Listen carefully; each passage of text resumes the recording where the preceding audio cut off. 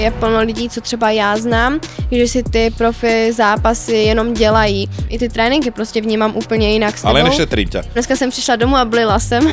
Ale je to treba, potom nebudeš bliť po zápase. Plno trenérů, co jsem třeba měla, tak mi říkali, já jsem měl zápasy tam, přičemž nikde. Ale že u tebe fakt, že prostě si zápasník byl, že jo, poháry, všechno máš. Možno aj veľa ľudí ťa za to nemá rado, že si taká cieľavedomá. Já mám vlastně desku v hlavě ještě. Jsem měla prasklou lebku, prasklý obratel, minulej kleš tam po sobě házel i hovna, no. Jo.